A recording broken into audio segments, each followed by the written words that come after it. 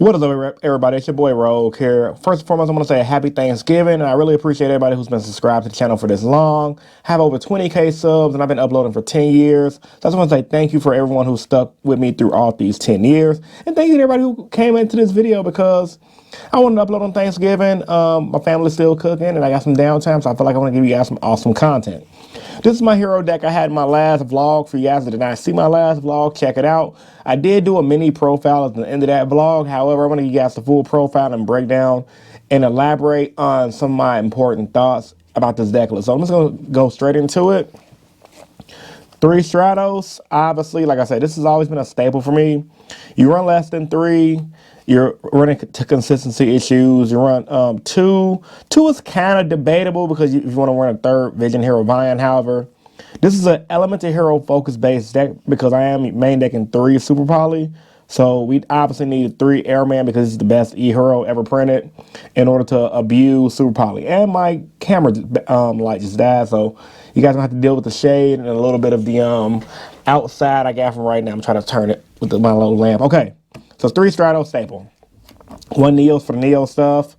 Honest Neos, some hero builds don't run anymore. I still like it because in my build of heroes, I want to OTK as swift as possible. With hero, the way I see the hero deck, it is an OTK control deck. So if you're not OTKing, you're trying to plug at the opponent so you can OTK on the following turn. And Honest Neos just helps me get there. Now, obviously, there's more than one way to skin a cat, but this is just my way of how I like to run the deck.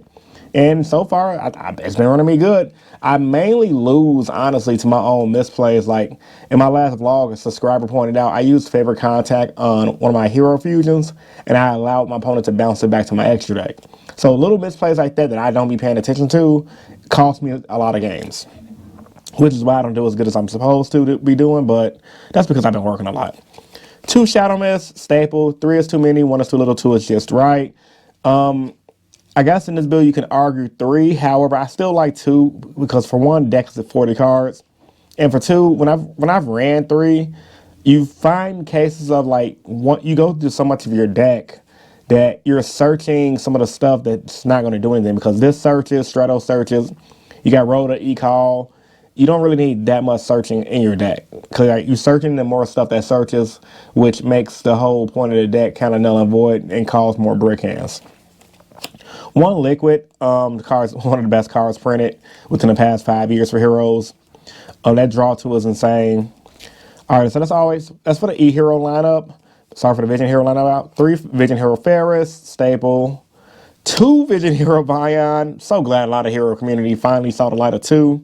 The rule of 2 for my Star Wars fans out there, you run 2 because if you run 1, you open it up, you're going to pretty much lose most of your deck's main core engine, which is the Ferris engine, and that engine is so powerful you don't want to run less than 1. There is some quirky builds that some people run with, like which is like the XYZ type of stuff, and those builds are cool for what they are. But in a pure E-Hero, Supreme King, Super Poly build, you want to run the stuff that's going to lead you into some of your big plays like Plasma DPE, Sunriser, and etc.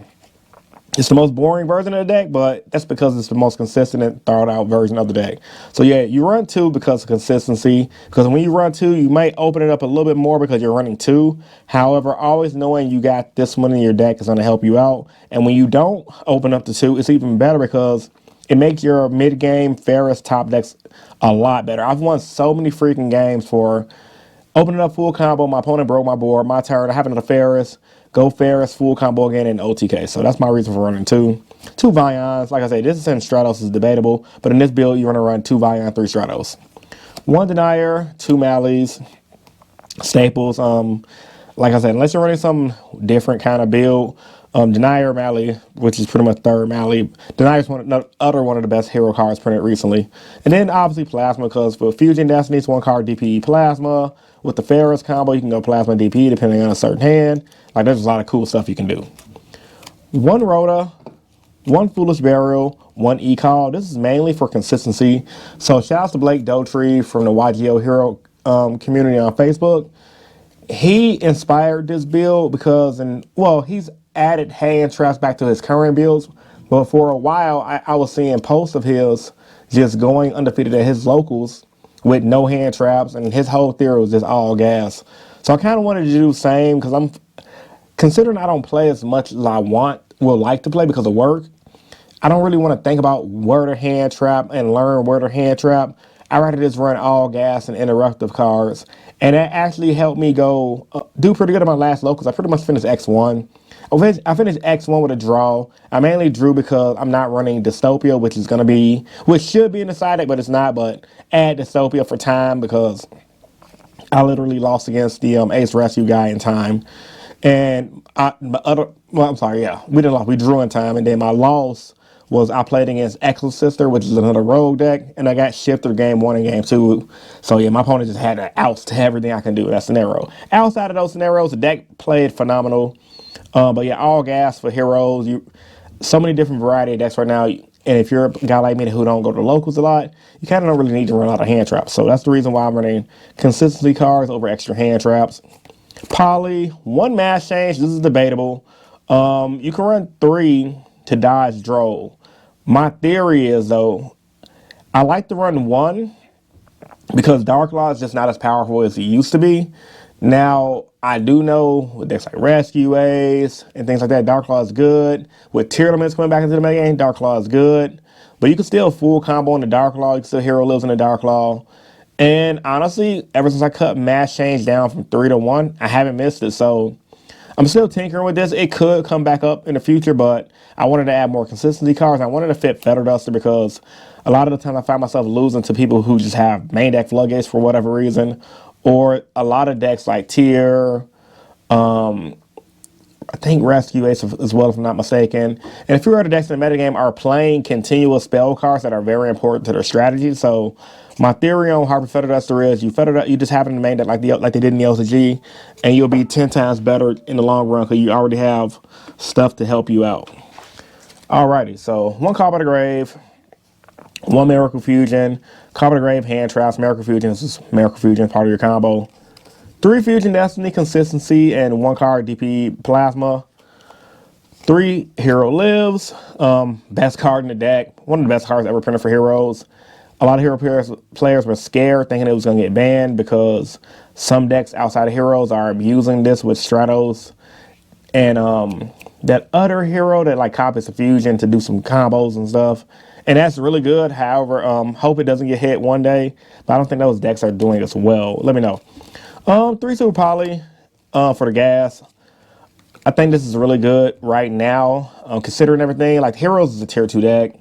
Even though a lot of us do good at locals and even somewhat on the regional level, when we play against other players of our skill level, it's almost always going to be an uphill battle using the hero deck because it's just so many other meta decks. You can outskill somebody with the deck, but they can just top deck 1 card and change the whole course of the game. Where Heroes, after you burn through your Ferris engine twice and make your board once, your big board once, that's kind of easy to break depending on the type of hand your opponent has, you're pretty much done. So this Super Poly strategy has helped me right now, at least in the current meta game, because I'm running a lot of the extra deck stuff that allows me to break boards like the Wind, Hero Fusion, the Shining.